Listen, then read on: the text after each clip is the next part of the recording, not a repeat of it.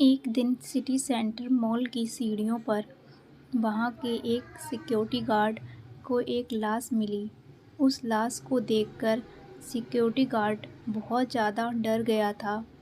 डर के मारे उसने तुरंत पुलिस को कॉल कर दिया। सिक्योरिटी गार्ड बहुत डरा हुआ था और उसी वजह से वह कॉल में ठीक से बात भी नहीं कर पा रहा था। सिक्योरिटी गार्ड ने कॉल में पुलिस से कहा कि आप यहाँ पर जल्दी से आइए, यहाँ किसी का खून हुआ है और मेरे सामने एक लाश पड़ी हुई है। सिक्योरिटी गार्ड सिर्फ पुलिस को इतना बताकर कॉल काट देता है। कुछ देर बाद वहाँ पर पुलिस आई और उन्होंने उस लाश की छानबीन की। सबसे पहले तो पुलिस ने ये जानने की कोशिश की कि यह व्यक्ति कौन है जिसकी लाश यहाँ पर पड़ी हुई है। थोड़ी छानबीन करने के बाद उस व्यक्ति की शर्ट में से एक आईडी कार्ड मिला जिस पर उसका नाम लिखा हुआ था। उस व्यक्ति का नाम रवि सोनी था, जो कि एक कंपनी का कर्मचारी था।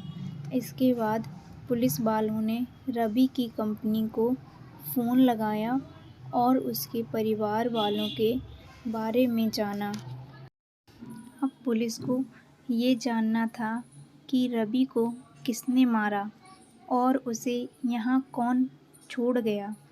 उन्होंने सबसे पहले तो सीसीटीवी को चेक करने की कोशिश की।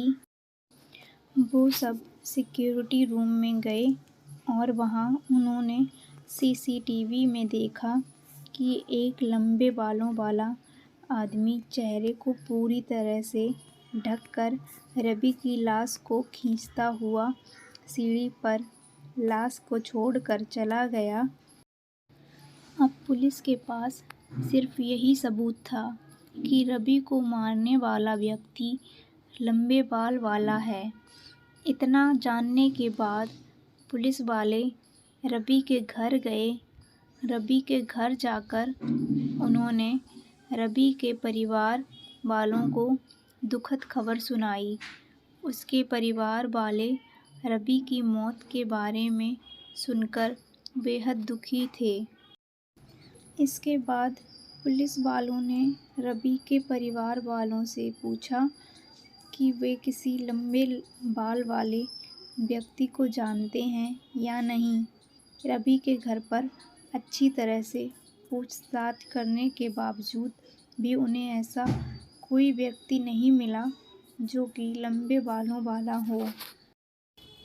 ऐसे में पुलिस वालों ने रवि के ऑफिस जाने के बारे में सोचा। फिर वे रवि के ऑफिस चले गए। वहाँ भी उन्हें कोई ऐसे व्यक्ति की जानकारी नहीं मिली जिसके बाल लंबे थे।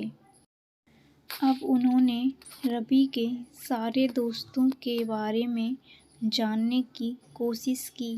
उन्होंने रवि के कलीग्स, उसके दोस्तों, रिश्तेदारों आदि सबसे पूछा, लेकिन उन्हें कुछ भी सुराग या जानकारी नहीं मिली।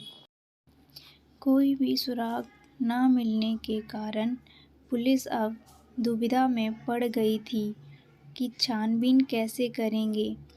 ऐसे में पुलिस वालों ने सोचा कि क्यों ना वो लोग जगह जगह वार्निंग नोटिस लगाएंगे। उन्होंने जगह जगह वार्निंग नोटिस लगा दिए। नोटिस लगाने के बाद दिन गुजरते गए, लेकिन कोई खबर नहीं मिली। कुछ दिनों के बाद अचानक एक दिन पुलिस वालों को एक फ़ोन आया।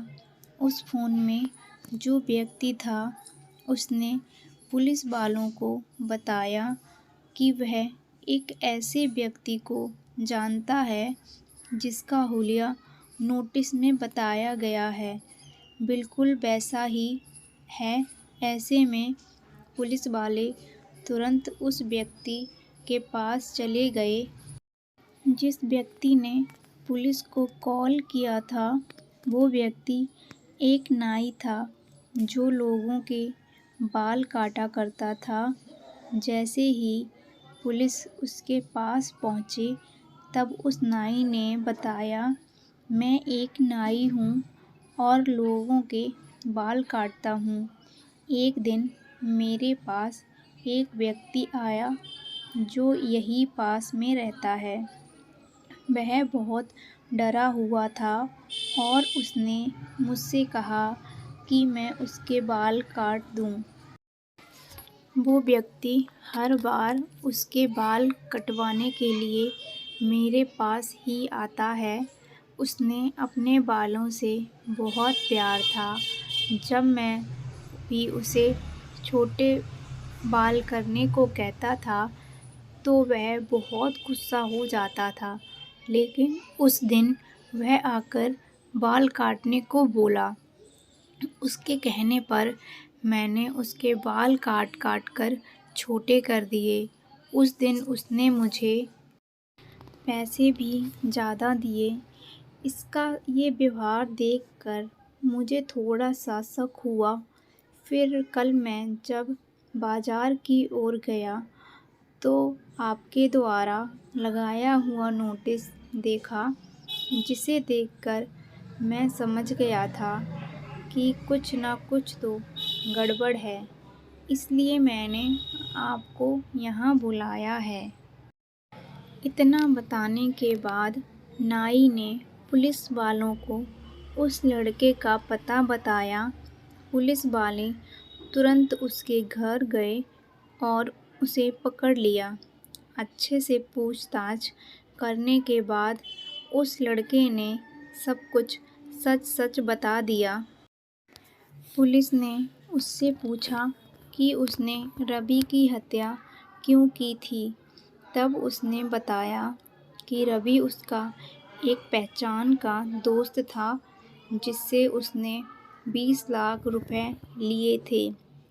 रवि जब उसके पास अपने पैसे वापस लेने के लिए गया तो वह रवि को उसके पैसे वापस लौटाना नहीं चाहता था।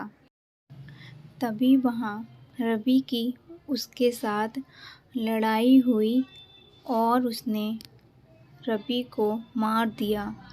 वो रवि को मरने के बाद उसकी लाश को मॉल की सीढ़ियों पर छोड़ आया। पुलिस ने उसको पकड़ लिया और अब वह रवि का हत्यारा जेल में सड़ रहा है।